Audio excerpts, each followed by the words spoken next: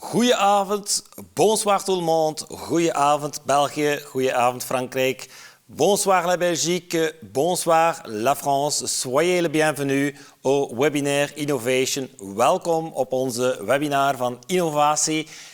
Ik heet u hartelijk welkom namens de Board of the Belgian Drone Federation. Vous êtes le bienvenu pour le Belgian Drone Federation.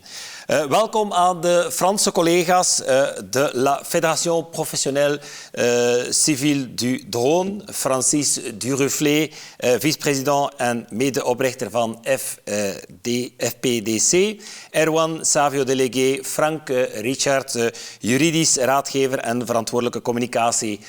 Bienvenue aussi aux collègues français de la Fédération Professionnelle du Drone Civile, Francis Duruflé, vice-président et cofondateur de FPDC, Erwan Savio, délégué, et Frank Richard, conseiller juridique et délégué à la communication. Avant qu'on commence le webinaire, j'ai encore quelques infos à vous donner. Voor ik start aan de webinar toch nog een aantal praktische mededelingen en dan wordt het pas echt interessant. Het webinar van vanavond maakt deel uit van het INTERREG Microproject Drone Future, een Europees project ontwikkeld door 2 drone-federaties, Belgian Drone Federation en onze fantastische Franse collega's, la Fédération Professionnelle du Drone Civile. In samenwerking met niemand minder dan onze Circle of Police Leadership van België, POM West-Vlaanderen van België en Euralogistic van Frankrijk. Le webinaire de ce soir fait partie d'un projet INTERREG Drone Future, un projet européen développé par les 2 fédérations des drones, Belgian Drone Federation et nos collègues fantastiques français, la Fédération Professionnelle du Drone Civile. En collaboration avec nos partenaires magnifiques Circle of Police Leadership de Belgique, POM West-Vlaanderen de Belgique et Euralogistic de la France. Tijdens de verschillende webinars die georganiseerd worden met de Europese steun, komen de drone-gerelateerde onderwerpen aan bod met als doel de uitwisseling van best practices tussen de belanghebbenden over de grenzen heen te stimuleren. Wat is dat toch mooi? Au cours des différents webinaires organisés avec le soutien de l'Europe, des sujets liés aux drones seront abordés dans le but de stimuler l'échange des bonnes pratiques entre les parties prenantes par-delà les frontières. Mais que c'est beau. De nieuwe partners, les nouveaux partenaires, ID Lab, UGent de Belgique, IMEC, Belgique, Robotics, KU Leuven, Belgique, Université de Liège, Belgique et Aerospace Valais de France. Nous les remercions pour leur collaboration et souhaitons le bienvenue à tous les membres de nos organisations partenaires. En voor we van start gaan met alle sprekers, zou ik graag nog het woord geven aan Francis Duruflé de la Fédération Professionnelle du Drone Civile. Je donne d'abord la parole à Francis Duruflé de la Fédération Professionnelle du Drone Civile. Francis, comment vas-tu? Comment ça va en France là-bas? Il fait du beau temps aussi? Oui, tout à fait. On a de la chance. Il fait beau, il fait chaud. J'espère que ça ne retiendra pas trop de personnes à l'extérieur et qui seront nombreux à nous écouter ce soir.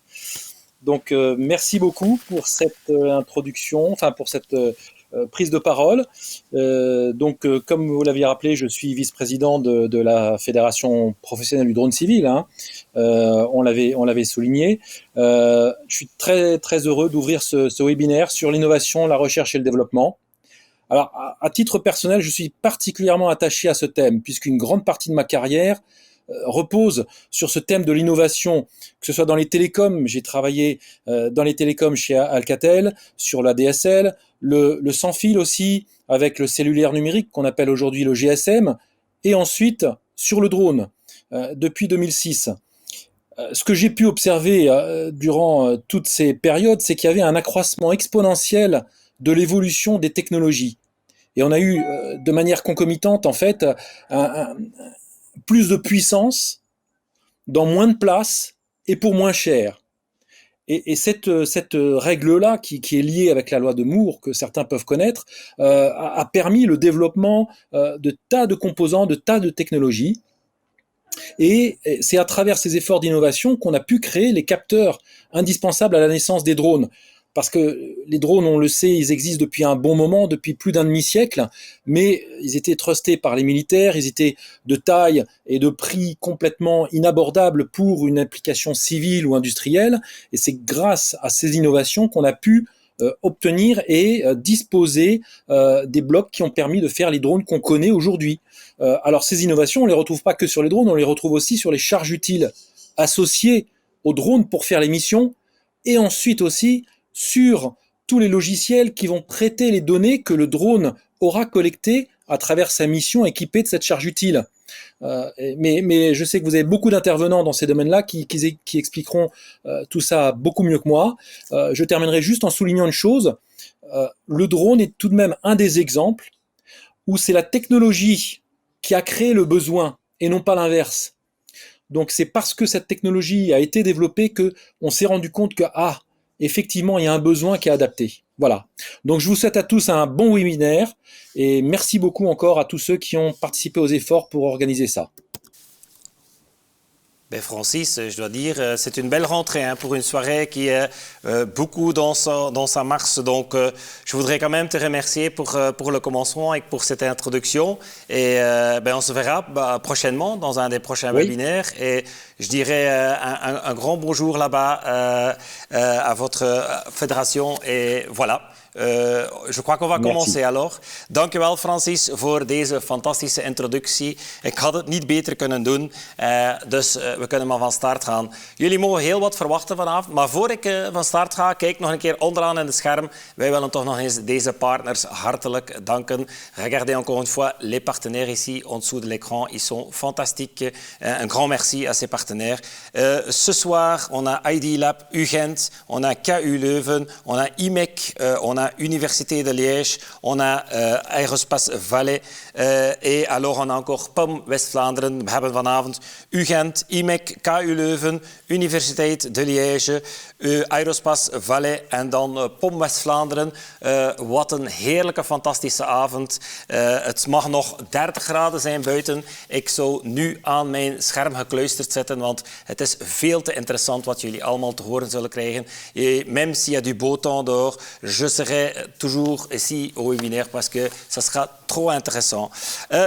Pour commencer, om te starten, ladies and gentlemen, may I present to you the first speaker of tonight, Jericho Moyerson. He's a senior PhD student at the ID Lab in UGent, and he will talk about the overview of the drones research at the ID Lab UGent IMEC.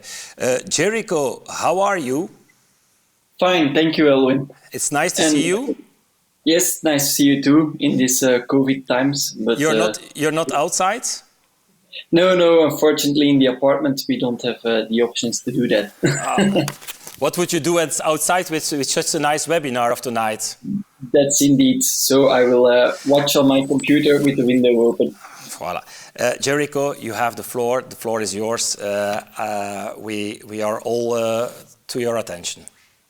Okay, thank you. So, good evening, everybody. Also, Elwin, thank you for the nice introduction. So, my name is Jericho Moyersons, and I will present to you our drone innovation research we conduct at ID Lab. And to create actually our story, I will first introduce the previous project we have done. We have successfully finished before I can explain to you the research we are currently doing.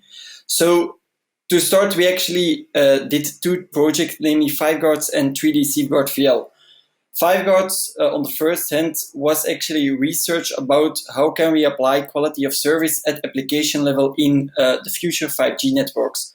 So the main use case we researched over there was, in case we have a drone at an emergency site, is there a possibility in the future 5G networks that we can apply priority network to that drone? Because, for example, during the terrorist attacks in Brussels, all the network was satellited, nobody could connect to each other, nobody could call. Well, it would be the meaning in 5G that we can have priority for the drone so that he can still communicate with the first incident responders. And then on the other hand, we had 3D Safeguard VL, which was actually research about a decision support system based on live drone feeds. So again, in case of emergency, it was the meaning that a drone could fly autonomously to the area, then inspect, do object detection, and based on the detected objects, it could provide decisions to the commander on scene. For example, if there was a gas tank next to a fire, it would be very handy for the commander at the scene to get a notification about that, and that he can send troops to there to extinguish the fire, for example. So these are the two projects, and while we were doing that, there were some problems. To start, I have to click here. Drone applications at first. So when you want to develop a drone application, everybody in the project itself came to us and asked from, okay, we have an ID, we have a drone, we have a thermal camera, can we do roof tile inspections with the thermal camera, so can we do the heat inspection of a roof? So as a developer, we started working, we developed the application, but we had to take into account the architecture of the drone, which type of hardware is on board. Once it was developed, we need to deploy it on the drone, which is also a hard struggle, because sometimes there was no internet connection to the drone when you want to develop or to deploy something to there. So then you need to preload everything, you need to make sure that you have everything before you can deploy it. So in the end, it was succeeded, so the drone could fly and could do roof inspections. But then they had a new idea, and they asked from, okay, we have our thermal camera, can we do some search and rescue? If somebody is missing in the forest, can we find him? So again, we will start developing the application, and then the first problem occurred. We want to deploy it on the drone, and then the drone said, okay, I have a low battery. So the deploying on the drone stopped because we need to charge the drone first before we could deploy further. Mostly charging takes a couple of hours, so it's lost time. And then once the drone is completely charged again, we could deploy further, and everything went fine. And then in worst case scenario, the drone could be broken, and you can start all over again from the beginning. And then to be really pessimist, there could also be the problem that the fabricant of the thermal camera says, okay, we don't support the camera anymore. We have a new model on the market. You need to use this one. So you can reprogram everything from scratch. And as a developer, you really go nuts. So there has to be a solution to all these problems when we want to deploy and to develop applications for drones. So what was actually the problem statement we thought about was, okay, when we develop for a drone, we must take several things into account. For example, the hardware type of the drone, which type of hardware, what processor, what GPU has it on board. Also the power constraints, because there is limited power because it's connected to a battery. Also the load constraints, because it's not that you have really high CPU or RAM power on board. You have to limit everything in order to make everything run smoothly. And also the battery charging during development. So there has to be a solution. And because we also mainly conducting research in cloud technologies, we had the idea from, can we actually bring these cloud technologies to drone development? And that is when then our latest research comes into play, our UAVs as a service, our containerized drones. So mostly a drone consists of an autopilot, which is then responsible for the connection with the battery, the GPS, the rotors, and the autopilot will sometimes communicate with an onboard computer. To make it simple, we chose an open source autopilot like PXVR or ArduPilot. And to have also the cloud into play, the cloud is connected to the onboard computer over 4G, maybe future 5G, or other network connections that will hopefully come in the future. And so the idea is we have a software packet, MAF SDK, which allows us to control the drone from an application. So we can deploy applications easily on the onboard computer or in the cloud without any struggles as stated before. And so this is actually more or less the same figure as before, but the only extra thing we have had was a MEF-link router. So that's actually a component that is responsible that manage the MAF SDK applications. So every application can control the drone, but not every application at the same time can control the drone, because otherwise it could be a real mess when the drone is flying and 5 or 6 applications can control it. So we have our applications on the onboard computer or in the cloud, and then we have actually created an application called the UG1, and that is the main heart of this framework, and that will manage every application that is running in the drone, on the drone, or on the cloud. And so this application will then also consist of a whole backend structure with an API, a database, a web application for easy deployment and development. And so when an application is deployed to the onboard computer, there is also communication possible with that application for every reason. So in case we have this application, you have something you want to deploy on a drone, well, through the web interface, it's easy. You can just select an application. You'd select, okay, I want to deploy it on the drone itself. So the user app appears over there. And you can also select that it needs to use, for example, the camera on the drone or some other sensors. And that will also all happen automatically without any trouble, as stated before. And also communication with that application is possible to the backend API or to everything else that you want to communicate with. So to actually summarize everything, so a developer, now what a developer needs to do, he needs to develop a container. It's a main term in IT. When you create something, you can put it into a container. It's a nice package, and that package you can then deploy where you want to. And in this case, you can deploy it on a drone with certain constraints in mind when developing, but it's a less struggle than without containers when you want to deploy directly to a drone without a container. And then another user can just go to the web page of our framework where all the drones are connected to, and they can select the containers that he or she wants to deploy. And then finally, he can also select from, okay, I want to that the framework itself can choose where it wants to deploy, what's the best fit. Mostly that will be in the cloud, because the cloud has lots more resources than the drone. But you can also say from, no, I want that it to be deployed on the drone because it needs the camera. And when it needs the camera, there is no camera in the cloud itself. So you must deploy it onto the drone itself.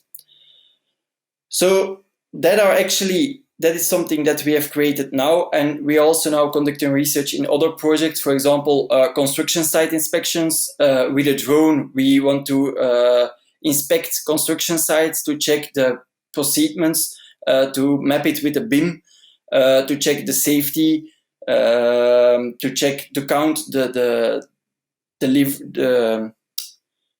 tools that are delivered.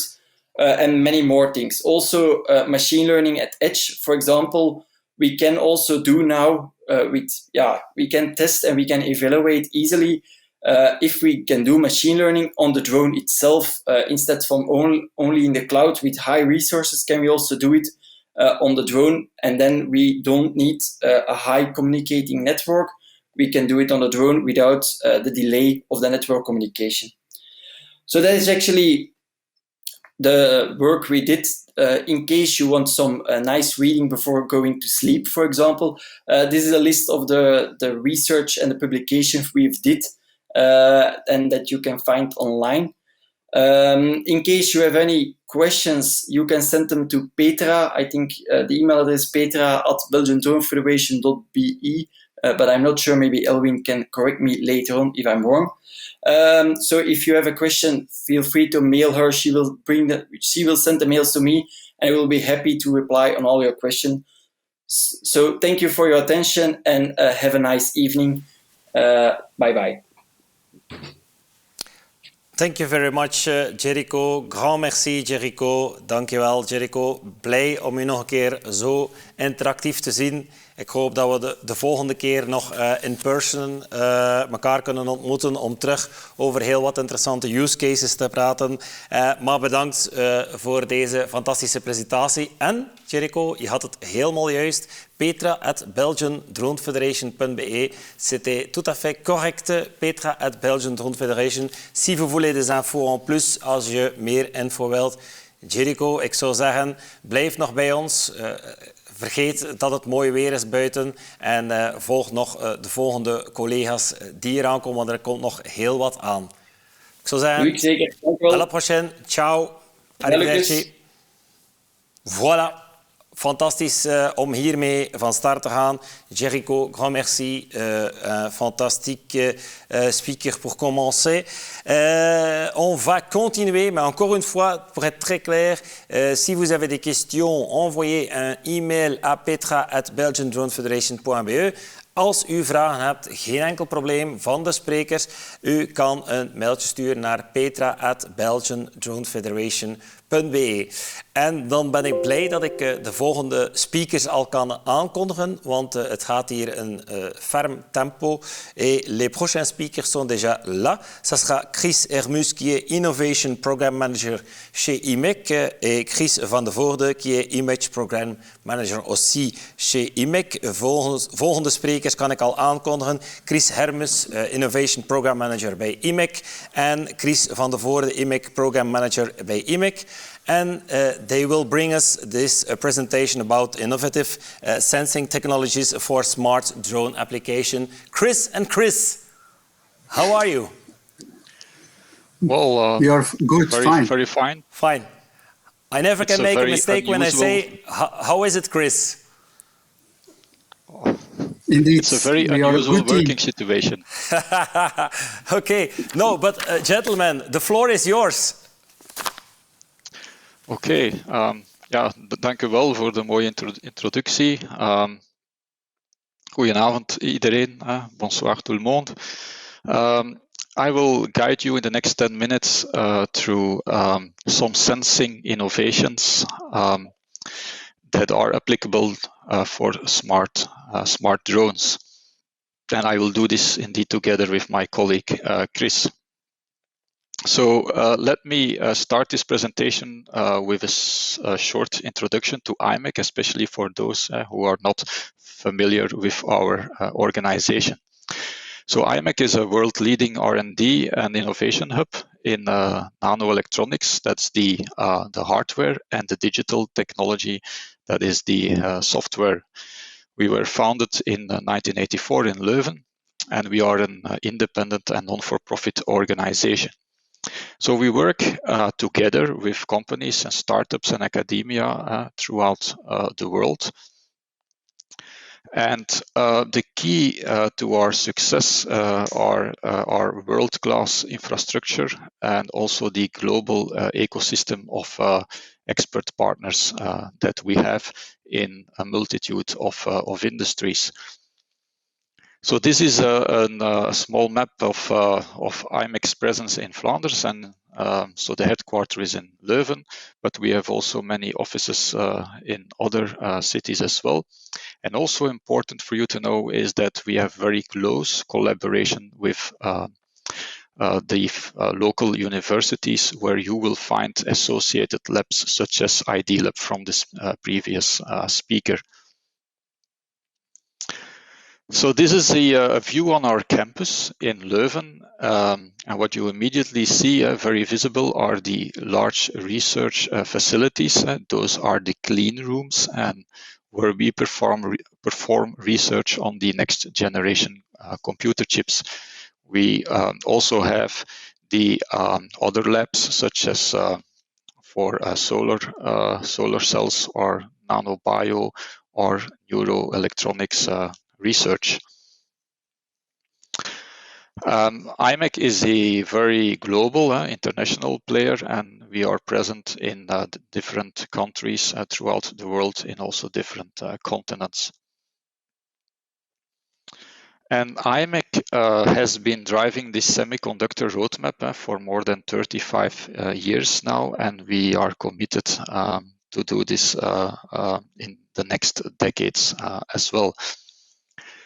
So the heart of electronics is the transistor, as you probably know, and shrinking the transistor is what we do. And by making it smaller, you can put more functionality on a chip, more logic, more computation, more memory. And a smaller transistor is also faster and consumes less power. And it's the combination of these four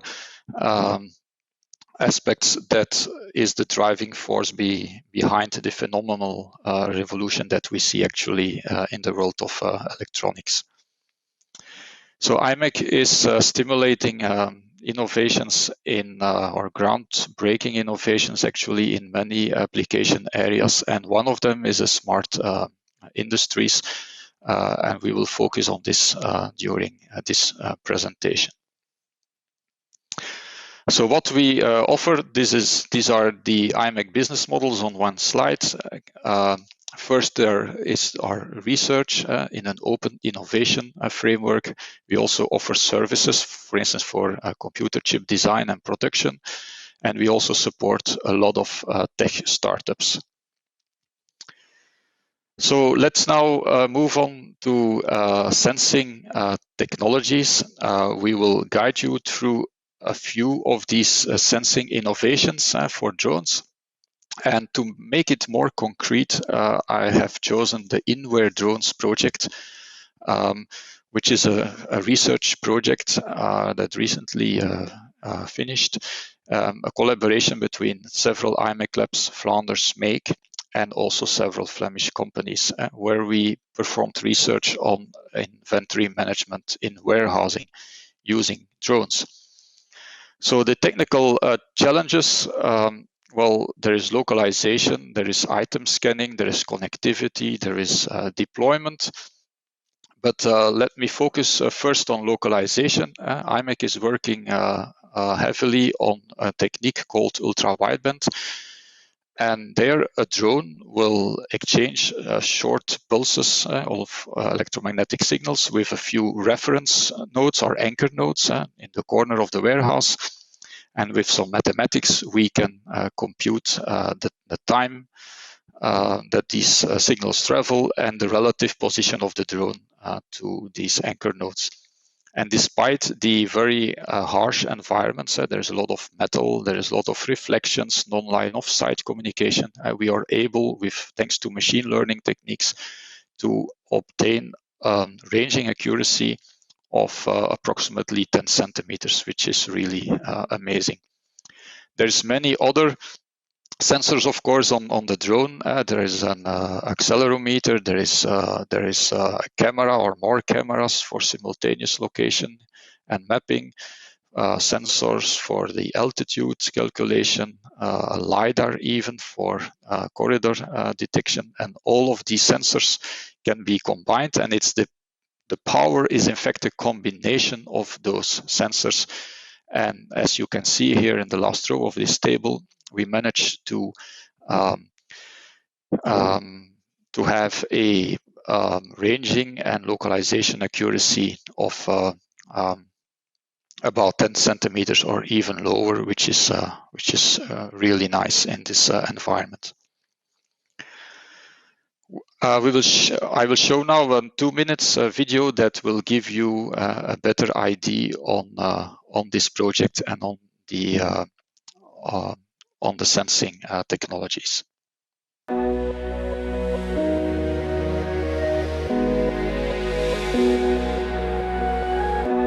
Because of development such as e-commerce and Industry 4.0, flexibility is important in all parts of the supply chain. This also includes warehouses. Specifically, our customers expect that we can give them an accurate and up-to-date stock level at any moment. And the inventory enables us to provide it. But that requires a lot of man hours. It's a high-risk job because most parts of the pallet are located on the highest location, and there is always a chance to do a mistake. That's why we came up with the idea to automatize our stock taking with the help of a drone. Dus binnen het project ontwikkelden we een drone die autonoom door het rekken kan vliegen om zo de voorraad te controleren. Dat kan door bijvoorbeeld elke nacht de RFID-tags of QR-codes uit te lezen. Maar daartoe moesten we heel wat technologische innovaties combineren, samen met onze onderzoekspartner van de SMEC en verschillende industriële partners. En voor de navigatie van de drone gebruiken we sensorfusie. Daarbij worden verschillende lokalisatie-inputs, zoals beelden, ultrawarmtechnologie, accelerometer en gyroscoop gecombineerd, zodat de drone autonoom een pad kan bepalen tussen de rekken door. Voor de RFID-tags en QR-codes ontwikkelden we nieuwe technologieën om deze te detecteren en een positie ten opzichte van de drone te bepalen. En we ontwikkelden een landingsplatform waar de drone autonoom kan landen, wordt opgeladen met inductie en terug kan vertrekken. En dit alles combineerden we in één compacte drone. The great thing about a cooperative research project such as IMEC ICON is that all partners benefit from it. At Euralogistic, we are already looking at how we can integrate this solution in our activities. The other companies are looking into the possibility of commercialization of their innovation. In this way, Innovatie drone strengthens the leading position of the Flemish logistics sector within Europe.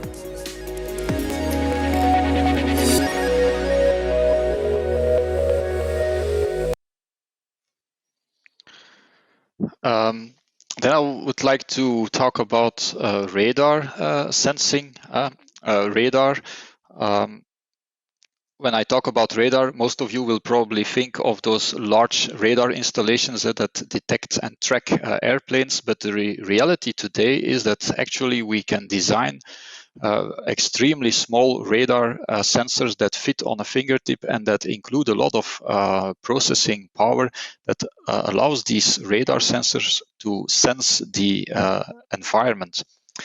And an advantage of these millimeter wave radars, that's above 30 gigahertz, is that they are extremely robust. As you can see here, they don't suffer from interference from snow, rain, fog, smoke, vibration, lighting, sunlight, heat, or dirt, or dust.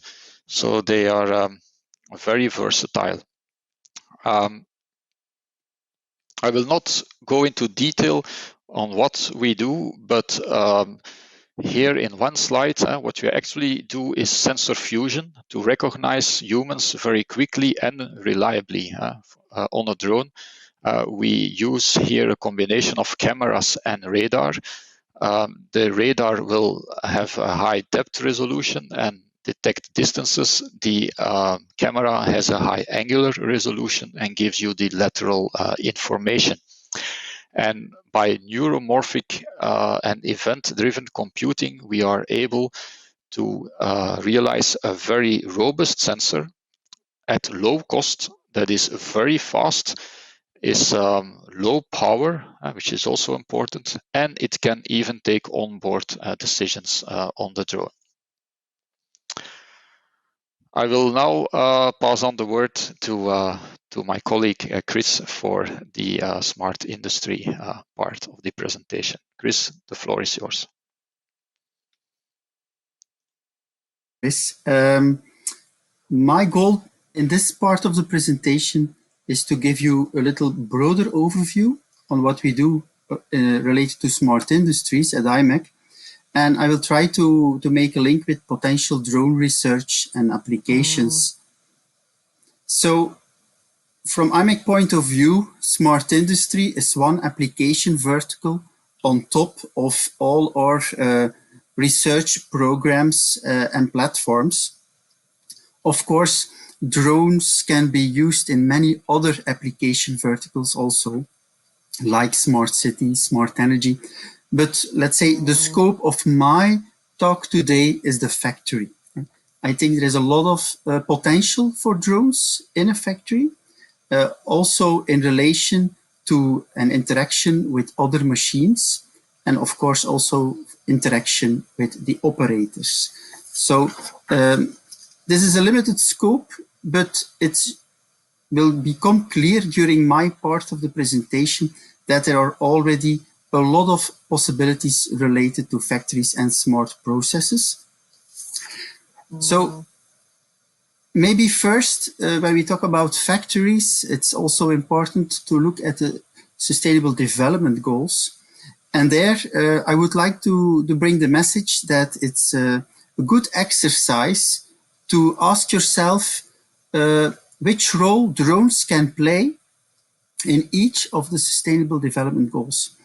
Economy, for example, if you look to number 9, innovation and infrastructure, or biosphere, the planet, if you look to number 13, climate action, it's clear you can already use drones there for monitoring, but it's a good exercise to see what is the added value in each of the Sustainable Development Goals.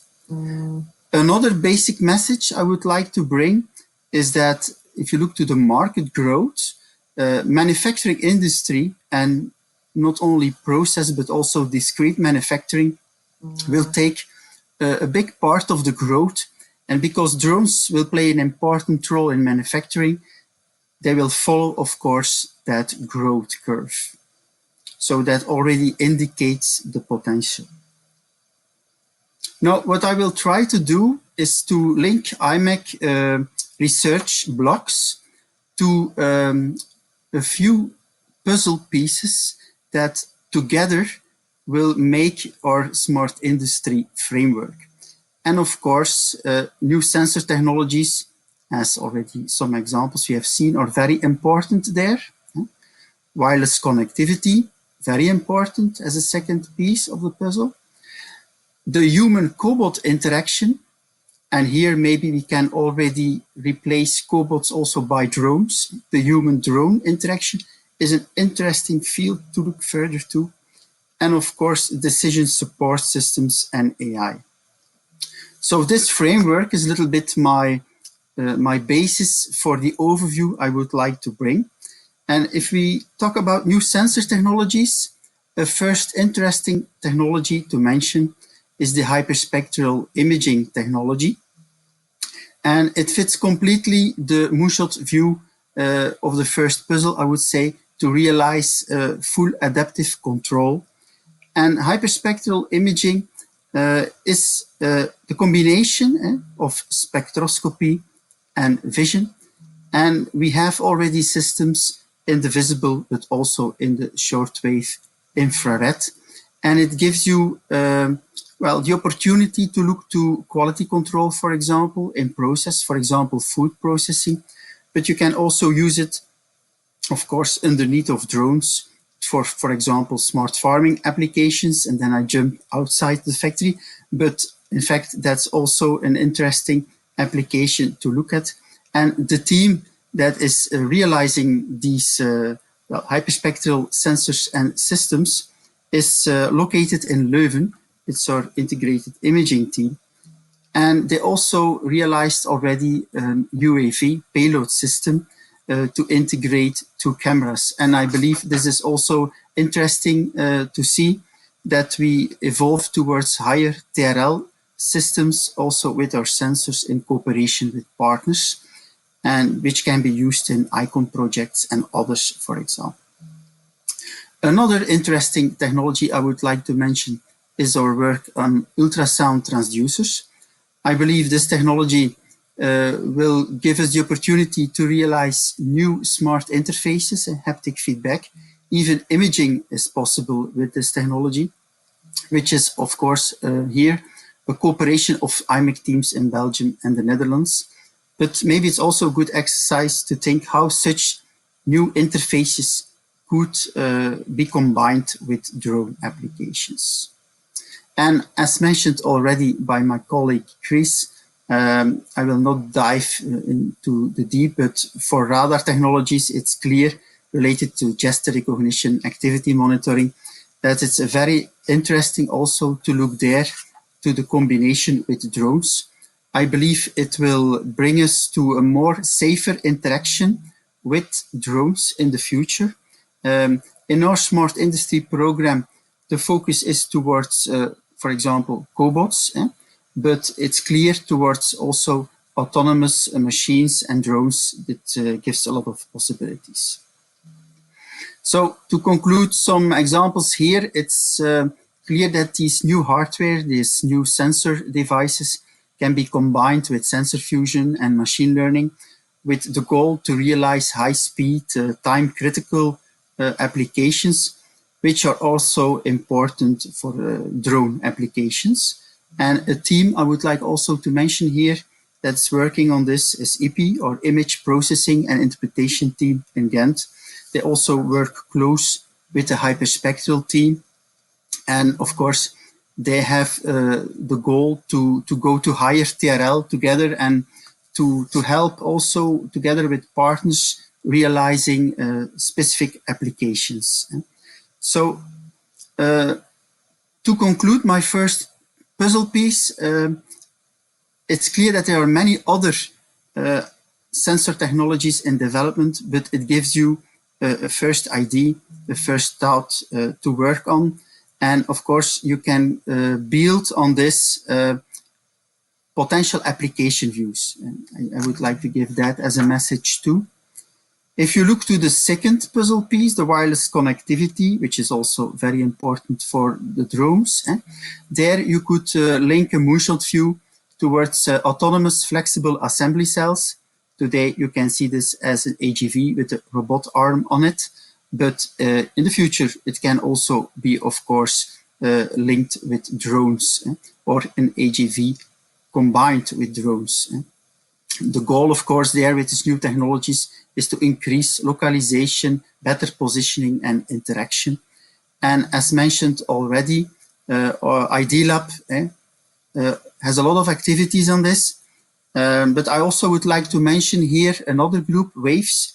They are working on visible light positioning, which could also lead to new application possibilities in factories. And maybe also interesting here to mention is the, what I would say in this case, the operator-drone interaction.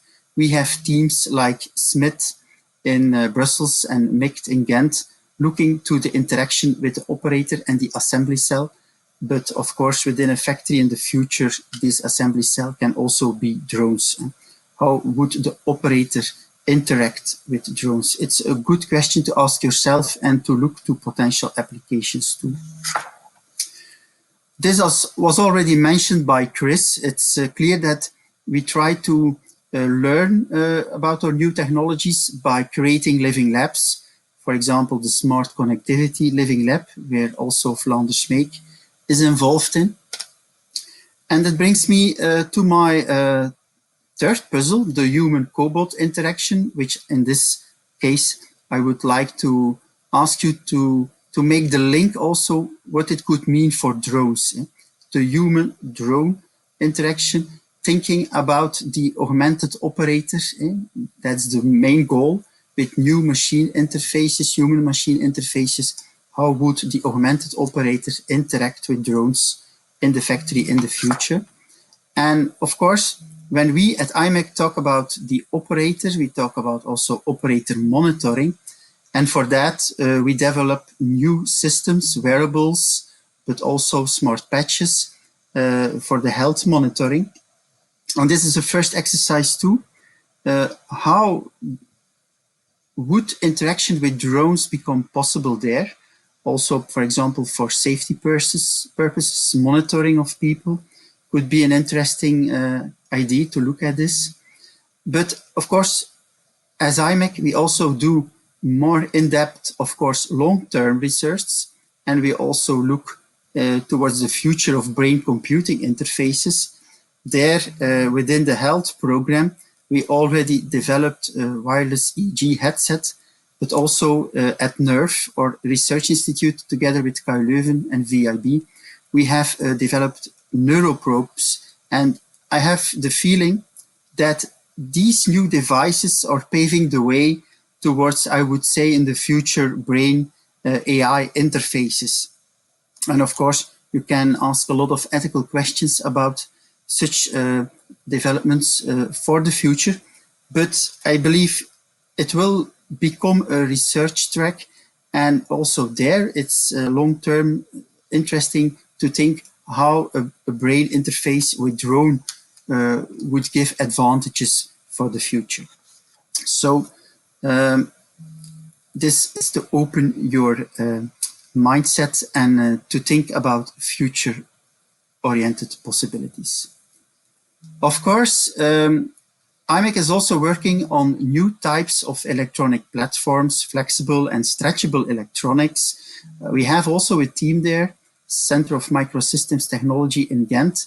And there it's also maybe an interesting idea to think about new design possibilities for drones using these new types of electronic platforms.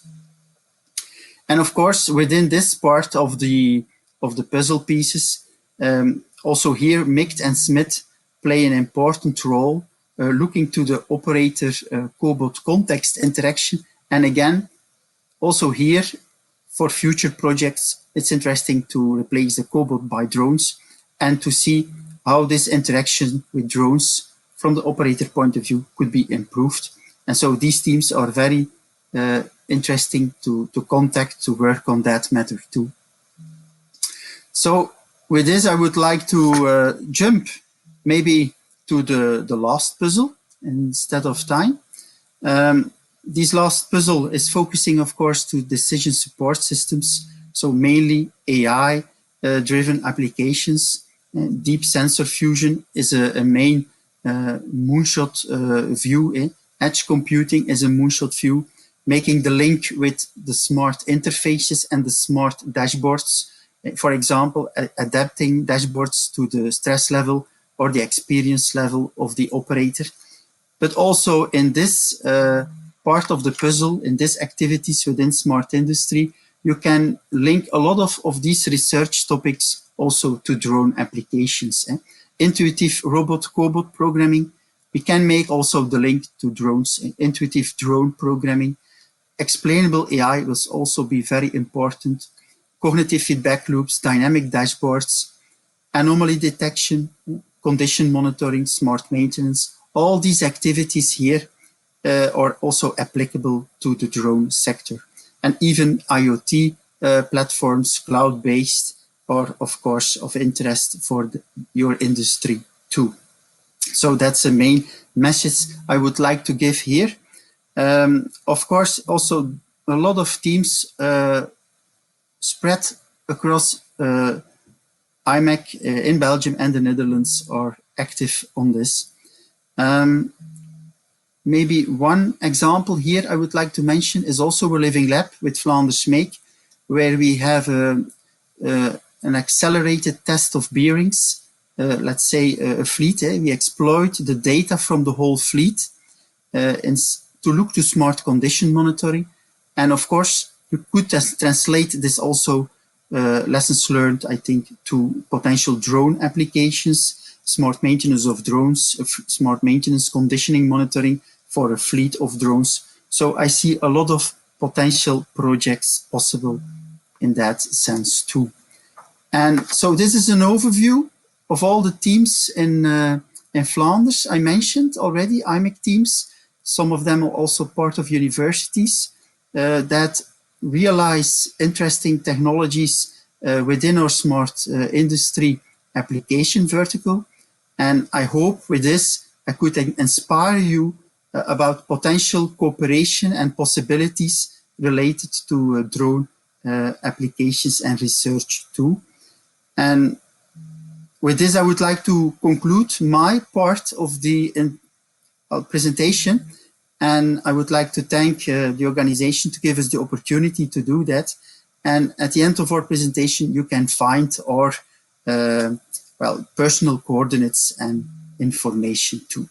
So with this, I would like to end and give the floor back to you, Elwin. Thank you, Chris. Thank you for the nice presentation. Thank you for being here with your colleague. And hopefully we will see you soon on this future projects and future innovative research. Thank you very much. Have a nice evening. Okay, thank you. For you too. Enjoy the evening. Dus Chris, fantastische presentatie hier. Nog eventjes onderstrepen, INTERREG Project. Wij moeten in het Nederlands praten, wij moeten in het Frans praten en in het Engels praten. Mensen vragen ons soms waarom doe je niet alles in het Engels of in het Nederlands of Frans. Het is zo, de voorschriften van het grensoverschrijdend project zijn Nederlands, Frans, Engels. Donc, certaines personnes nous demandent pourquoi on ne fait pas tout en français ou en anglais. Non, INTERREG, c'est entre plusieurs frontières, plusieurs pays, la Belgique et la France. Donc, on doit parler en néerlandais, on doit parler en français et en anglais. Toutes des belles langues, donc pourquoi pas. Et temps pour notre prochain speaker, qui est Bart Thijs du Robotics KU Leuven Drone Research, qui va nous parler de Drone Research at KU Leuven. Onze volgende gast, en ik ben zeer vereerd dat Bart Thijs erbij kan zijn van Drone Research Robotics at KU Leuven, Drone Research at KU Leuven. Bart, ik ga er niet meer veel woorden aan vuil maken. Het is helemaal aan jou. Verbaas ons. Okay, thank you, Elwin. Good evening, everyone. My name is Bart Thijs, and I'll be presenting a brief overview of the drones at KU Leuven, and then with the focus of the research within the Department of Mechanical Engineering in which I'm active. Let me shortly tell you something about my background. So I did my PhD at the KU Leuven Robotics Research Group, and it was on improving the speed, the range, and the payload capacity of drones. And this resulted in various prototypes, of which you can see one in the picture on the left, and nowadays I see it also one in the background here. And at the moment, I'm still part-time researcher at the same lab and also a lecturer for the aeronautical courses at the KU Leuven. And next to that, I do part-time engineering and consulting at Euralogistic. My drive, or what I want to achieve, is actually contributing to improving our society by new technology. And my focus or my drive, my interests lie especially in logistics and mobility applications, and then the technology, of course, drones. KU Leuven is a very big organization, and the university is focusing on research, education, and also social services. And if we take a look at the use of drones at our university, we can roughly categorize this into three groups. There is the use of drones as a platform for data collection. There is also the use of drones as a way to apply and demonstrate other research by using drones. And then finally, there's also the research on the drone technology itself. Typical applications of the first group are data collection, and that can range from the multispectral images, for example, for monitoring crop growth or disease studies, for 3D surveying. There are also applications in which they are studying architectures, or even applications in which drones are used for air monitoring. And these applications, they are mainly performed by a Department of Architecture. We have Earth and Environmental Sciences, we have Biosystems, and we have the Biology departments. Then we have the second applications of drones. These are mainly located within our Computer Science department and the Electrical Engineering. This is the research that is being applied to drones, and this can be, for example, an algorithm that coordinates the control for a fleet of drones alongside with a choreography of a dance performance. So that's what we see in the first image there. Then what can also be done is, for example, applying new algorithms that can learn to position themselves based on, for example, only one camera image. So then machine learning techniques are applied so that if the drone follows a learning trajectory for several times, that it learns to understand where it positions itself into, for example, a narrow corridor where there are no other means of navigation. Next to that, also various other computer vision algorithms are implemented and adapted for the use with drones. and also trying new sensors. What we also saw, and I think some projects are also in collaboration with IMEC, such as the radar to perform obstacle avoidance on drones. And also measuring, so another application is using drones to measure the network quality in the air. That's what we see on the image on the bottom right. So the network quality is monitored in the air, and this information can be used, for example, to plan an optimal path such that the drone also always has the best connection. And then in the third pillar, or the third group of use of drones at our university, this is mainly in the mechanical engineering. This is, we don't own. I consider drones not only as the drones that we know, but more in general, we can look at autonomous mobile systems, which all of them use kind of the same architecture, system architecture, and sensors and actuators.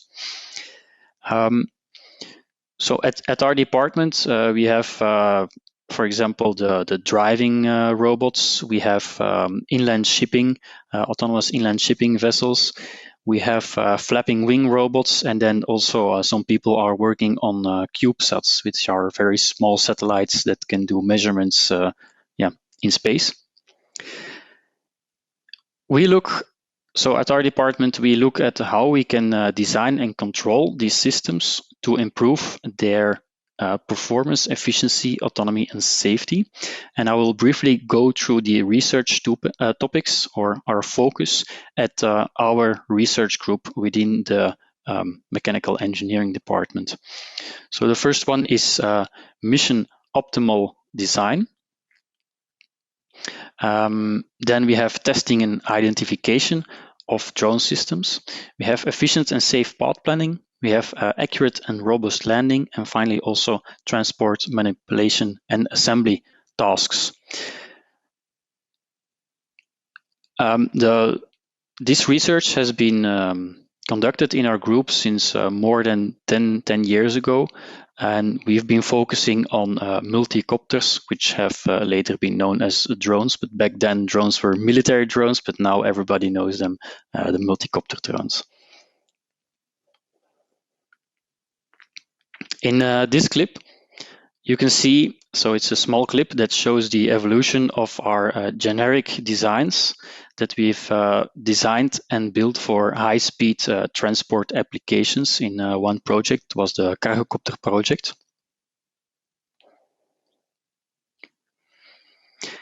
And here you can see two of these designs, and the way we build them is to test them, we 3D print them completely, and then we can use these designs to test them in real life. So instead of only simulating, we test them in real life to see if their performance matches with what we have calculated. And therefore, we perform a series of test flights at several speeds and payloads, and this allows us to fully identify the performance of the whole drone, which is an assembly of all the subcomponents, like propellers, motors, and batteries. And this allows us to accurately simulate the drone in various scenarios, like long-range missions, for example. So next to performing test flights, we also perform tests on the subcomponents. So here we see a setup in which we can test coaxial propeller setups. We also test the thermal models, so the thermal behavior and failure modes of the propulsion system. So we make models and then we fit the simulation to the tests, which allows us to also simulate how the components would behave in an environment that we did not test before.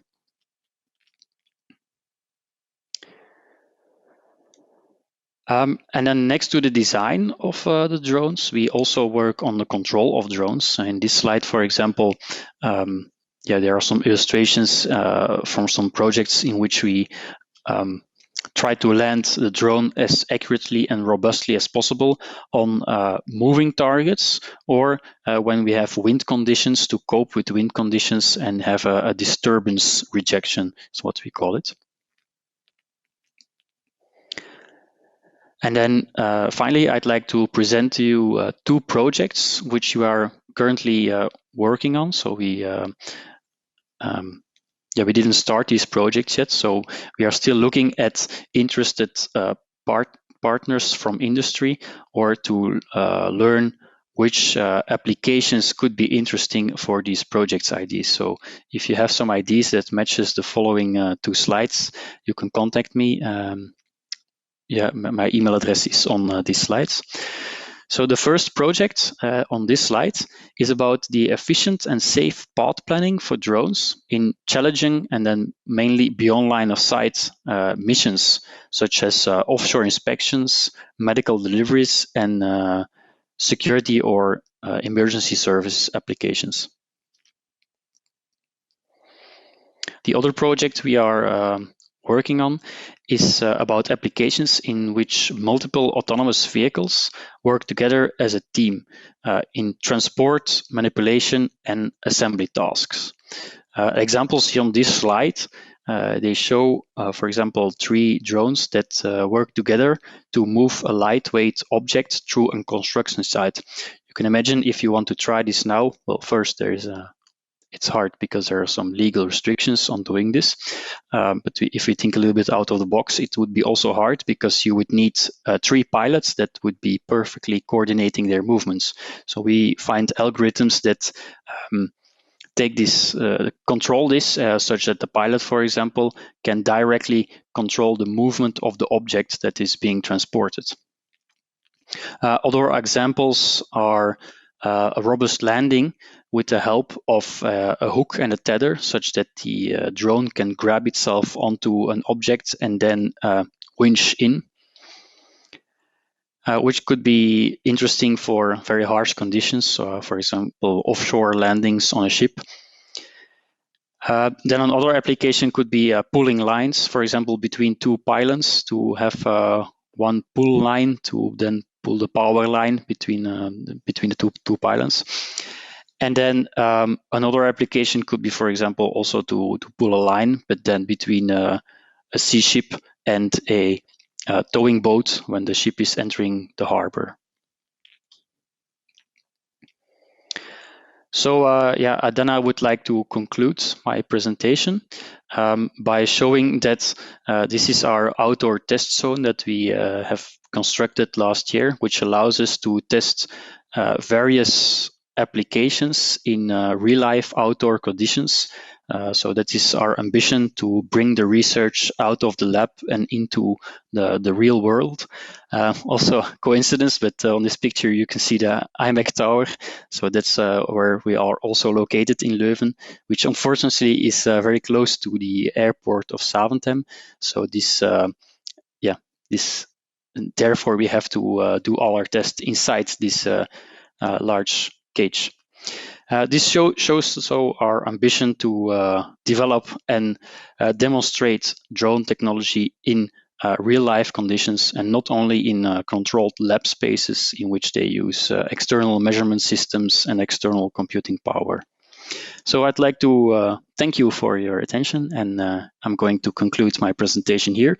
And I'd like to mention for the 2 projects that I mentioned, if there are companies here that are following and they have ideas that match in these projects, please contact me. We are always happy to listen to you. Thank you, Bart. Merci, Bart. Dankjewel, Bart. Fantastisch. Ik zou zeggen, blijf het visionaire werk verder zetten. Het is ongelooflijk aantrekkelijk, prikkelend, fantastisch, inspirerend. Dus ik zou zeggen, keep up the good work. En grote dank, grand merci d'être là ce soir avec nous, avec ce projet magnifique, et on verra plus dans le futur. Bart, thank you. On est à la moitié de la soirée, donc on a eu 3 speakers, on va voir 3 speakers. On a encore Jeroen Meersman qui va venir, on a encore de l'Université de Liège, on a encore Arnaud Rimoc de Aerospace Valley et on a encore Sven Nachterhalen de POM West-Vlaanderen. We zitten in de helft van de avond. 3 sprekers zijn geweest. Er moeten nog 3 sprekers komen. Spannend. Jeroen Meersman van Universiteit Luik. Arno Rimoc van Aerospace Valley. En Sven Nachterhalen van POM West-Vlaanderen. Niet te vergeten, hebben jullie vragen voor de sprekers? Sommigen geven hun e-mailadres mee, maar als het niet nodig zou zijn, kan je nog altijd via petra@Belgian Drone Federation uw mailtje sturen. Si vous avez des questions pour les speakers, n'hésitez pas d'envoyer un mail à petra@Belgian Drone Federation. Le prochain speaker est déjà là. Jeroen Meersman, Associate Professor of the Soil Plant Water Exchange Unit Agrobiotech Jean Blou University of Liège, on behalf also of Ramin Hedarian Dekordi. I hope I spell it well. Usage of the UAV-based imagery to study soil and crop characteristics across century-old biochar paths and Belgian croplands. What a title! I hope the presentation will be as promising as the title. It will be slightly lighter, I promise you. Thank you, Jeroen. The floor is yours. Okay. Thank you. So, good evening, everybody. So, just as presented, today I will deliver a talk, which is on behalf of my PhD student, Ramin. Ramin unfortunately couldn't make it today, so therefore I'm stepping in. Normally I'm always stimulating my PhD students to deliver the talk, especially when it's about their research, obviously. And so Ramin is using drones in order to study soil and crop characteristics across century-old biochar patches in a Belgian cropland. And all of this is taking place in the context of the CHAR project. I will talk a bit more about the CHAR project in a second, but let's move to the next slide. So here it is. So if you go back in time to roughly the early days of the Industrial Revolution, there was a huge energy demand in Wallonia because we got a lot of industrial processes going on here, but there weren't that many mines yet. So they cut down a lot of forests, basically, in Wallonia in order to produce vast amounts of charcoal, as you can see here on the picture. And so basically they pile up the wood and then they set it on fire. And all of this had a clear influence on the landscape, which is still very present today. So if you maybe have spotted this yet before, but in particular in the region around Namur, you can find all these black spots on the fields. And so they are the remnants of these century-old kilns from the early days of the Industrial Revolution. And so the CHAR project is all about that. So to understand the influence of these black spots, these century-old biochar spots on the soil biochemistry, the soil hydrology, but also the plant-soil interactions. And so Ramin's PhD is exactly within that last work package. It's using remote sensing to basically monitor plant-soil interactions across this landscape.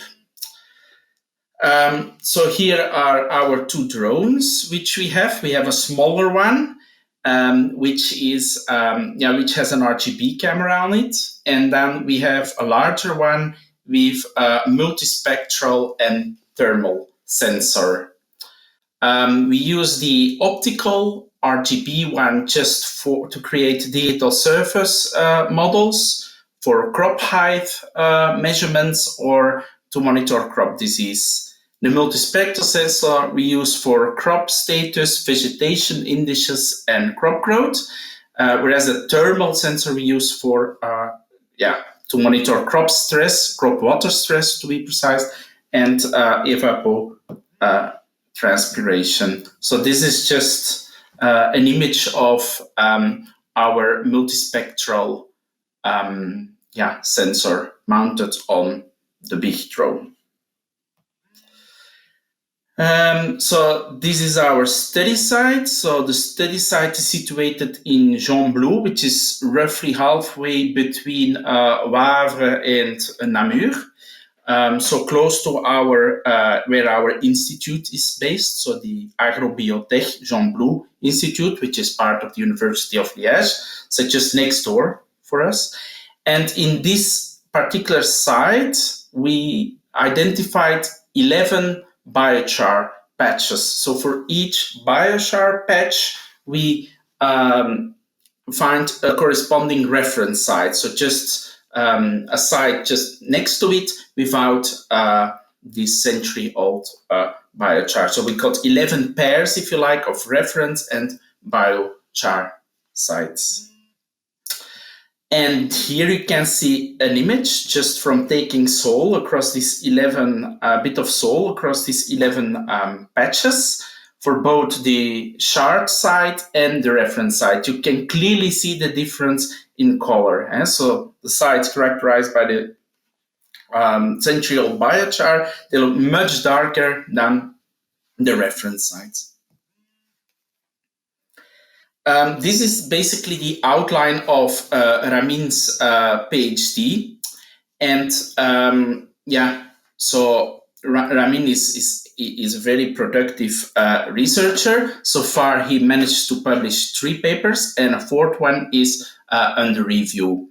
So the first paper, which will be also his first chapter, is about the first growing season. At the time, we had chicory planted on the field, and you have been using the drones to measure the crop growth.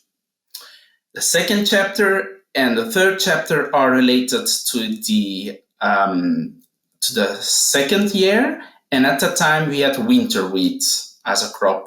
In the first paper, we have been looking to the crop performance in general. And in the third paper, it is much more about crop disease. So white leaf rust and stripe rust in particular. And the last chapter is about modeling evapotranspiration. In that case, we have been combining data from satellite with those from drones. So performing an image fusion, if you like. Okay, let's go to the next slide. So this is about the first chapter. So for the chicory crop, monitoring the crop growth. In this particular slide, we have been looking to crop cover. And the red line are the biochar sites, the blue line are the reference sites. And what you can see is that in general, not in all cases, but in most of the cases, the crops are growing faster in the biochar sites than in the reference sites. If you just take the area under the growing curves, you can find a significant difference. So really indicating that overall, this is significantly higher, the growth under biochar sites than under reference sites. Okay, let's move. Okay, then here Ramin have been using his thermal data in order to map water stress, crop water stress, which is basically the difference between the temperature of the crop as measured by the sensor and the air temperature. So here you can see the corresponding crop water stress map. And with the RGB camera, he could create a digital surface model and then also a topographical wetness index map, and then compare both maps. I'm not going too much into the details of the results, but just to give you one more result, you can see that there is a kind of correlation between the difference in crop water stress of the reference versus biochar sites and the difference in delta, the difference in soil organic carbon. If you like to know more about this research, you can just find the DOI link underneath. Okay, and then in this slide, this is the second chapter, basically, looking to crop performance for winter wheat. And we have been monitoring the height of the plant, so using the RGB camera. And you can see basically that the crops are indeed growing faster, significantly faster in these, and are significantly higher, if you like, in the biochar sites as compared to the reference sites. And then here you can see the idea behind the crop health modeling. We created two different crop health maps, one based on our multi-spectral camera and the other one based on our RGB camera. And again, we were comparing this between biochar and reference sites, but we couldn't see much significant differences. Most of these differences were non-significant. So we decided to take this research a bit further and not just look to crop health as such, but go look to crop disease instead. So stripe rust and leaf rust in particular. In this case, we have been using only the RGB camera. We did some field observations and then could compare it with our observations obtained from the drone. Also here, the differences between the biochar and the reference sites were not that big, as you can see on the right-hand side. But one of the interesting outcomes here is that, for example, we could create this kind of maps representing the percentage of leaf rust and stripe rust across the site. And this could be obviously an interesting research avenue to further explore, because I think it may be of value for the precision agricultural sector and integrated pest management. And then the last chapter is about modeling evapotranspiration. In this chapter, we decided to do some image fusion. So we combined Landsat imagery, thermal Landsat imagery with our UAV imagery, thermal imagery. So the idea here is basically that the UAV gives you high spatial resolution and the satellites, they could give you high temporal resolution. So combining both is quite interesting in order to get high spatial and temporal resolution.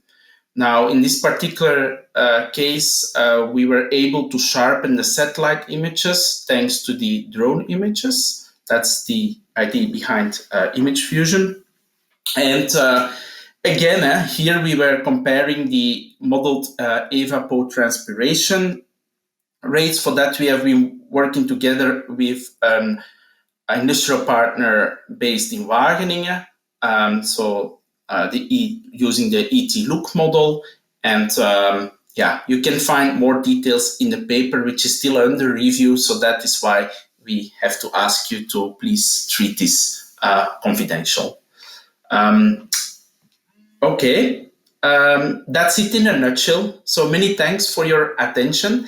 If you have any further questions or if you see some future collaboration opportunities, please get in contact with Petra. Thank you, Jeroen, for this nice presentation. And like you said, you can send an email to Petra at the Belgian Drone Federation. I had the honor to visit Wageningen. I have to say it's very nice what they have there, qua accommodation, and was very impressive. So, but your presentation was even impressive, more than this. Jeroen, thank you. Dank je wel. Grand merci, Jeroen, pour ce soir. Et un grand bonjour là-bas, je dirais. Een fijne avond nog daar en hopelijk tot de volgende keer. Ciao, ciao. Ciao. En dan is het over naar de volgende spreker. Een van onze EDC-partners, Arno Rimok, directeur délégué drones van Aerospace Valley. Voor de mensen... Pour les gens qui vont regarder le prochain speaker, on aura Arno Rimok, directeur délégué drones et nouveaux usages Aerospace Valley. Mais premièrement, n'oubliez pas, le prochain webinaire INTERREG seront le 23 septembre, donc le 23 septembre, le prochain webinaire, et puis le 12 décembre. Voor de volgende webinar, vergeet niet het nu al in uw agenda te zetten. 23 september zal de volgende INTERREG webinar zijn, weer te volgen. En dan 12 december kan je de volgende webinar zien. INTERREG, intergemeentelijke intersamenwerking tussen onze verschillende landen met de verschillende federaties. En collaboration avec les deux fédérations INTERREG. Et comme je vous avais dit, si vous avez des questions, Petra at Belgian Drone Federation. Hebben jullie vragen? Kunnen jullie vragen stellen via Petra at Belgian Drone Federation. Mais alors maintenant, grand temps, now time for Arno Rimok, Competitive Clusters. Arno, bonsoir, bonjour, comment allez-vous? Bonsoir, good evening, goedenavond. Sorry, I don't speak magnifique. The Flemish, but this is the only things I'm happy to share with you today. Nice to meet you. The floor is yours, Arno.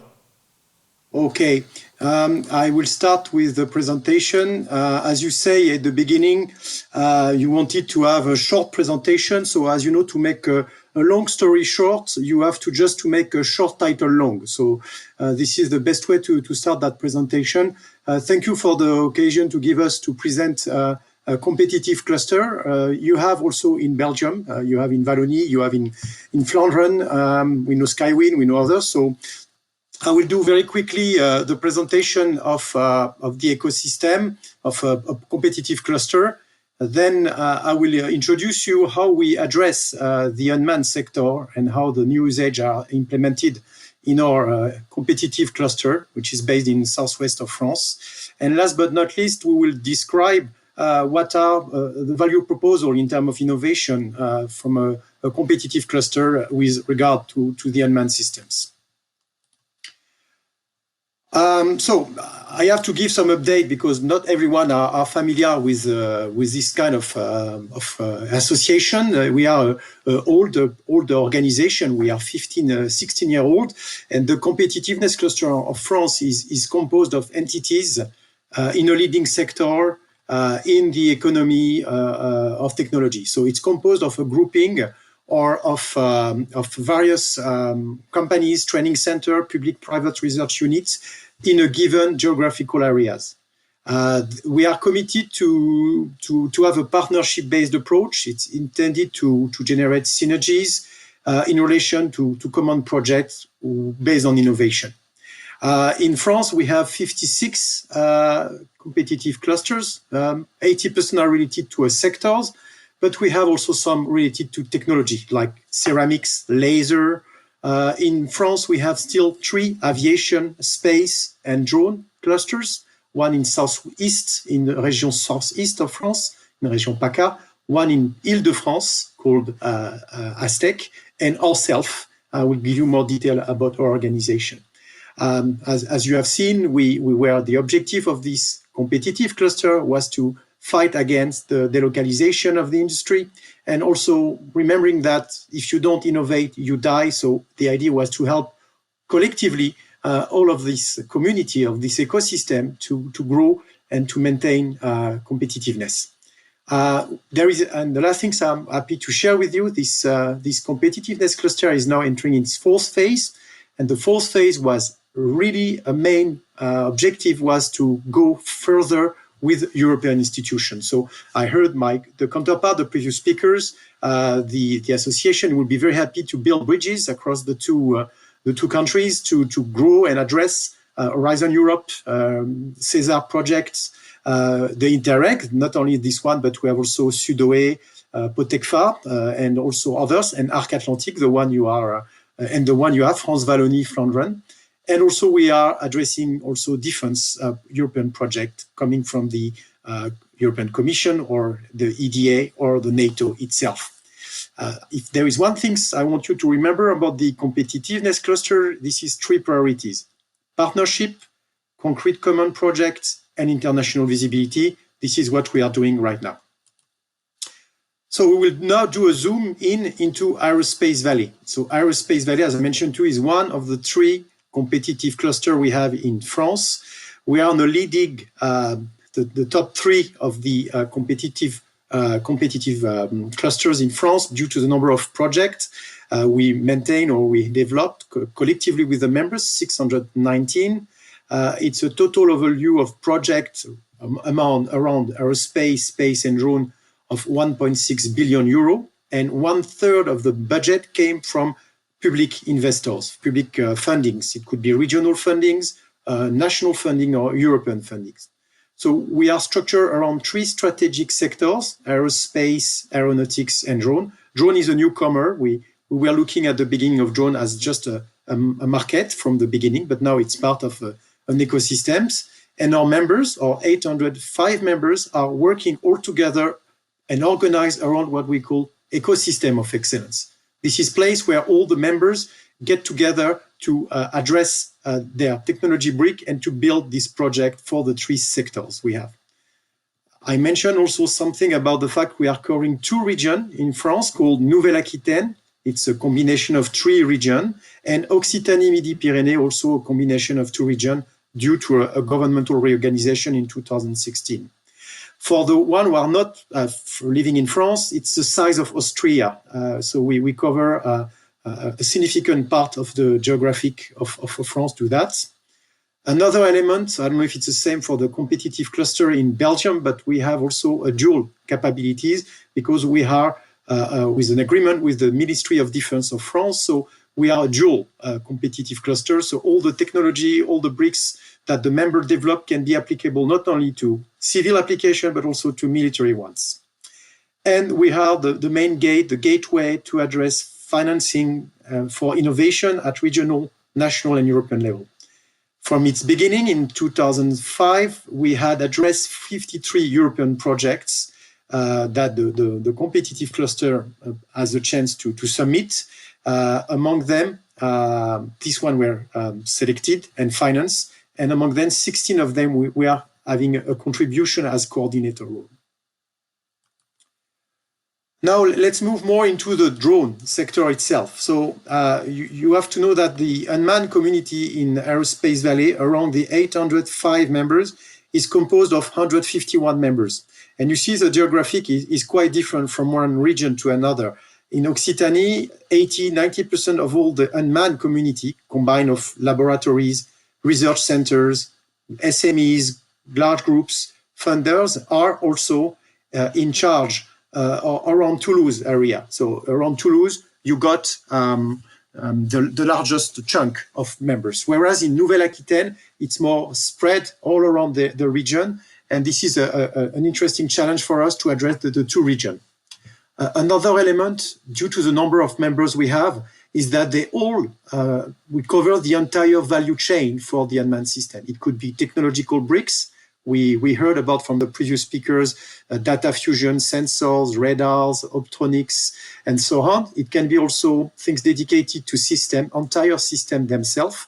We still have 10 manufacturers. So when I say manufacturer, it's not integrators, it's builders of French drones. It could be rotary wings, fixed wings, thermic or electric. But we have people who are operating drones, people involved on the software to develop unmanned traffic management, ground station, communication, and data analysis. So this is the main DNA, the entire ecosystem of drone are present. And just to give you a detail in terms of size, 60% of the members are SMEs, so below 250 members. And among the 60%, we have very small enterprise for 80% of them, so less than 10. So we are in a sector where it's not structure consolidated. So there is a variety of stakeholders we have to take into account. And to develop this coordination, we have built a team play around 3 levels. We have a local level of coordination at regional level, but we also coordinate our colleagues across the nation around the other competitive clusters and also the business clusters we have in France, dedicated to drone. And last but not least, we cover within the European Drone Cooperation. So the objective of that was to build this unity at national level with the other ecosystems present in the regions. And you can see the federation, business federation, trade federation of FPDC, also part of this ecosystem. And on the right-hand side, thanks to the Belgian Drone Federation, we have the chance to introduce you this European coordination across Europe to address European project altogether. So what is now all about the offer for innovation for an unmanned system for drone in our community? So it's composed of 3 pillars. The first pillar is related to how to help the members to build and generate from the idea generation to the submission of the project, how to animate creation, how to build a consortium, how to challenge the ideas at the upper level. So this is all the part of the innovation and process of creation of projects. The other aspect is how to finance that project, how we structure, how you identify the mechanism, financial mechanism. Just for your information, at a regional, in France, national and European level, Aerospace Valley monitor roughly 100 mechanisms of fundings. So it's important for the members to identify the right office, the right place, to be sure, according to the DNA of the project, according to the DNA of the members, how to address and get winning projects at the 3 levels. And last and not least, this is part of our duty as competitive cluster in France, we give labels. So labels is the endorsement, the approval, the blessing of the organization given to the project, to the interest of the project on behalf of the community. Could be the unmanned community or aerospace or the space community. In France, it is an authorization, labelization given by the French government to label some of the project we can have and we received to some degrees. Just to give you an example of project, we don't have that much time, so I want to give the floor to the other members, is just to give you an example at European level. The most recent project awarded to the members was a CESAR 2020 related to the U-Space. We choose a very provocative name of the project called Tinder, but Tinder is related to the urban air mobility and how to test under the CESAR 2020 very large demonstrator mechanism, how to address the feasibility of urban air mobility. Of course, there is other projects awarded, Chorus, XUAM, Amulet. We are one of the 4 projects funded by CESAR joint undertaking to test and validate this feasibility. And the beauty is what we were at the maneuver to help the members, and especially Innovatie as the coordinator, to bring together all the members you can see here, from British company like Skyports or Skybird View, being able to deliver the unmanned platform. And we have testbed in Région Nouvelle-Aquitaine, as well as in Toulouse Métropole for experimentation and testing. So this is a typical project among the 39 projects we follow and we monitored for the drone activity. We are being able to address collectively with our members. And the last part is to also give you some food for thought in terms of innovation. What are the technical trends? Where are we standing? What are the next challenge? On the left part, you can see at the crossroad of our DNA, of our organization, as I mentioned to you, the ecosystem of excellence, which is composed of our DNA or bricks. We work on artificial intelligence. When I say we, it's our members, the community, works on data, people works on future 4.0, industry 4.0. Other works on onboard systems, smart sensors, or on structures and mechanic and material and processes. And on the other hand, all this technology serves the three sectors: aerospace, unmanned system, and aeronautic. As you can see, the blue box is the key topics we are actually working on with our members. We have ongoing projects at national, regional, and European level. First, number one is the data fusion and the ability to deliver cyber security. The second project we are working is on the data saturation. That's all many operators are suffering.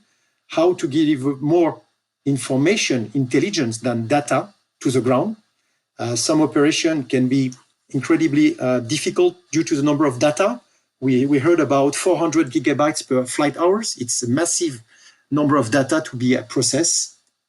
The third topic is related to hydrogen propulsion, electric propulsion based on hydrogen. We have already one operator, two constructors who has developed an hydrogen unmanned system platform. So they are ready to be operated in a near future. And last and not least is how to implement eco materials, green materials into the drone. So we have people working on cork, the material you're using for the wine bottles. The cork is an incredible technology we'd like to integrate in our platforms. And on the right-hand side, this is the challenges that we are currently addressing. I wanted to emphasize among all of them. Of course, we cannot address all of them alone. It's a collective work. But I just would like to emphasize on the key capabilities of the ecosystem in our region on the swarm, on the drones. We have been working that on 15 years, and especially for military projects. Of course, there is project ongoing we cannot reveal, but the swarm drones is the future, not only for military application, but for agricultural, forestry. So I'm happy to be also the focal point for the colleague of Leuven and the previous speaker. We can build bridges between the two countries on that swarming projects we have already in our hands. And that will be all for me for this presentation. Sorry if I've been very, very fast but the time was running. So thank you for your understanding and alstublieft. Dank u wel. Merci Arnaud. Merci pour cette belle présentation. Et je retiens que ce n'était pas Tinder, mais que c'était Tinder. Ouais. Tinder, exactement. C'est pas la même chose, hein? C'est pas la même chose. Et je retiens aussi les ponts entre nos pays qui vont donner des projets très intéressants. Je veux quand même te remercier Arnaud pour ton temps et pour cette belle présentation. C'était très intéressant et j'espère qu'on se reverra très bientôt. Merci. Avec grand plaisir. Merci pour votre temps. Bonne soirée. Dankjewel Arnaud, fantastisch. Ik zei hem net, ik onthoud vooral dat het niet Tinder, maar Tinder is in zijn presentatie. En dat wij in de swarm formations heel wat kunnen doen tussen onze landen. Over de landsgrenzen heen kunnen we bouwen. Nogmaals, hebben jullie vragen? Petra at Belgian Drone Federation. Est-ce que vous avez des questions? Petra at Belgian Drone Federation. Et avant qu'on fait la conclusion avec Frank Richard, j'aimerais bien avoir notre dernier speaker, Sven Nachterhalen, qui nous rejoint de POM West-Vlaanderen pour Drone Innovations Projects. Vanavond ben ik ook heel trots dat we Sven Nachterhalen erbij kunnen hebben van de POM West-Vlaanderen. Coördinator, ondertussen ook al heel wat projecten onder fabrieken voor de toekomst. Er wordt ook heel fors geïnvesteerd in de West-Vlaamse en de Vlaamse drone-economie door POM West-Vlaanderen. En Drone Innovations Projects. Sven, hartelijk dank om erbij te zijn vanavond. Fantastisch dat je ons te woord wil staan. En ik zou zeggen, het is volledig aan jou. Ja, dank u wel Elwin voor de introductie en de mogelijkheid om het project voor te stellen. Dan ga ik even de slideshow beginnen. Good evening everyone, my name is Sven Nachterhalen, drone coordinator at POM West-Vlaanderen, and I will inform you a bit more on the drone innovations project that is currently being realized alongside the Belgian coastal area. POM West-Vlaanderen is the regional development company of West-Flanders and is coordinating the drone innovations project. Our ambition is to promote entrepreneurship according to available knowledge and expertise. The aim is cooperation between government, education, and industry. Within our organization, we implement this triple helix structure on industries that have exceptional opportunities for expanding in West Flanders. This is also the case with drones. The drone industry is still in full development and includes a wide range of technologies and applications, as the previous speakers have demonstrated, each of which have specific economic opportunities. By attracting the right knowledge and building unique facilities, the industry can develop and stimulate research, co-creation, and innovation. The Drone Innovations Project aims to facilitate land, sea, and airborne drone applications. The three, we will create and develop a research and testing environment. By doing so, we will also strive to inspire those industries who are not actively using drones today. The realization of the project is a partnership with Vives and Vito, who provide knowledge and know-how, and the Blue Cluster and Flanders Make UCA, who are adding their expertise and network to the partnership. So there are two main objectives. One is to build testing, research, and demonstration infrastructure. The other is to organize a series of events to support and strengthen the professional drone network. To put the Drone Innovations Project in a bigger picture, POM created Drone Port West-Flanders. This is a partnership between TUA West, Austin Drone Hub, Zeebrugge Harbour, and VOCA. The goal here is to work together in a coordinated manner to ensure the fastest evolution as possible in regional, national, and even international drone economics. And of course, we maintain a partnership with the host of this evening, the Belgian Drone Federation. The infrastructural investments are being made on several locations alongside the Belgian coastal area. One of the main factors that influenced this choice was, of course, the potential for maritime applications. The goal of the project is to establish multiple drone hubs. We have determined three preferred locations to start with: Kokzijde, one in Ostend, and one in Zeebrugge.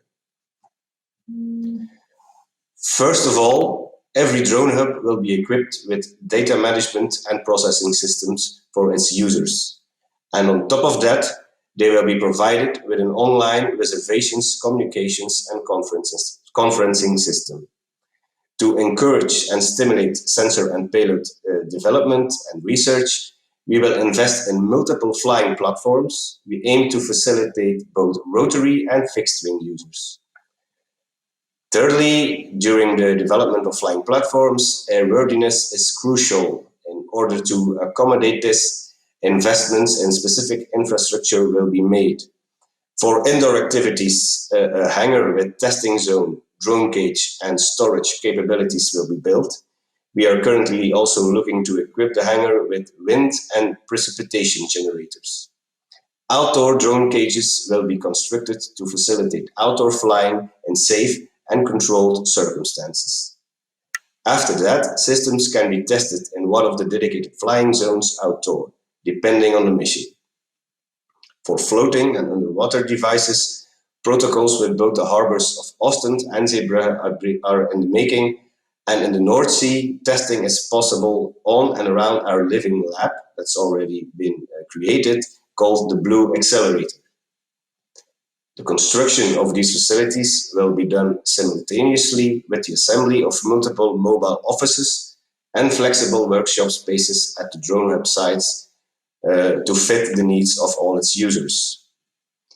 As for the second objective of the project, supporting and strengthening the professional network, before the end of the project, which is December 2022, we will have organized several physical and digital networking moments, webinars, and a second edition of the drone convention, Drone West, of course, of which you all will be notified in due time.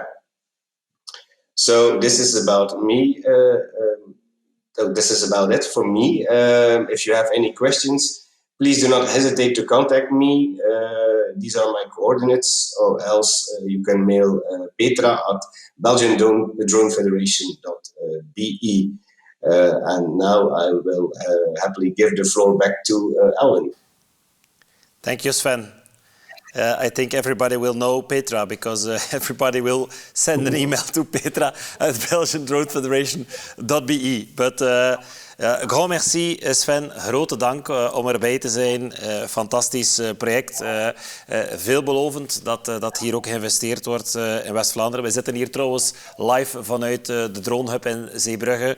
Dus fantastisch dat de POM West-Vlaanderen hier ook dergelijke toekomstige projecten heeft. Bedankt om erbij te zijn en ja, als een van onze partners tot zeer gauw, zou ik zeggen. Dus keep up the good drone work. Et pour ce soir, on termine avec Frank Richard, qui va faire une petite conclusion. Voor vanavond zullen we een kleine conclusie doen met Frank Richard, die alles nog een keer globaal zal samenvatten wat we moeten onthouden. Frank Richard, bonsoir. Tu vas faire un petit résumé. Qu'est-ce que tu as retenu de ce soir, Frank? Bonsoir, Président. Good evening, President. Écoute, j'ai reconnu beaucoup de choses intéressantes. On m'a demandé d'être bref, donc je ne vais pas revenir sur tous les points qui ont été abordés. Ce que je constate, c'est que il y a beaucoup d'éléments productifs, beaucoup d'éléments qui sont mis en place par des entreprises qui sont productives, qui sont déterminées et qui vont dans le sens d'une évolution du domaine des drones. Et c'est ça qui est extraordinaire, toute cette mobilisation, cette technicité, ce professionnalisme qui va dans le sens du progrès. Donc ce sera, on va dire, ma partie technique sur ce qui a été abordé ce soir. Je voulais remercier bien évidemment tous les intervenants pour la qualité de leurs interventions, également toute l'équipe de la Fédération belge des drones et son investissement, ton investissement, toi en tant que président, et puis la qualité bien évidemment de vos interventions à tous.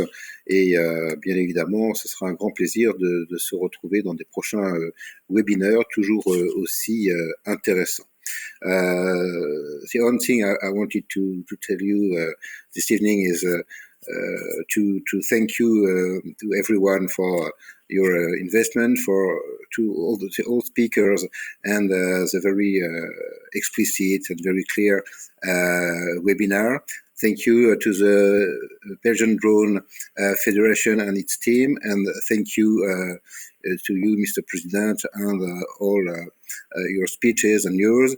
And see you soon for new and equally interesting webinars.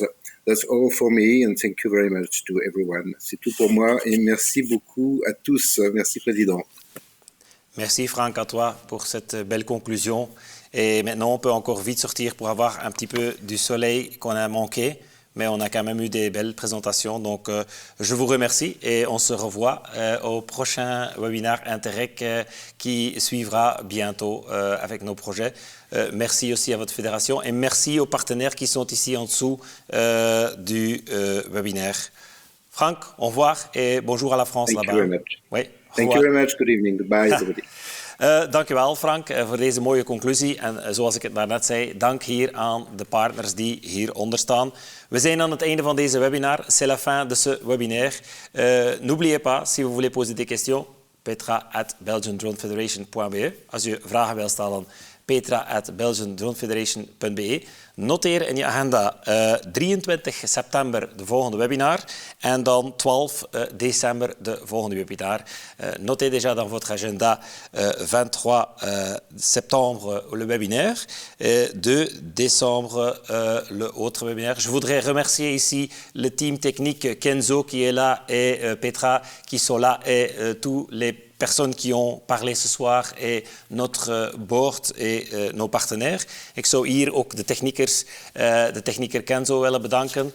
Petra, die hier ook zit, die alles netjes voor mij voorbereid heeft. Het bestuur, de partners en natuurlijk de sprekers. Et n'oubliez pas, vergeet niet, drones are good, fly safe.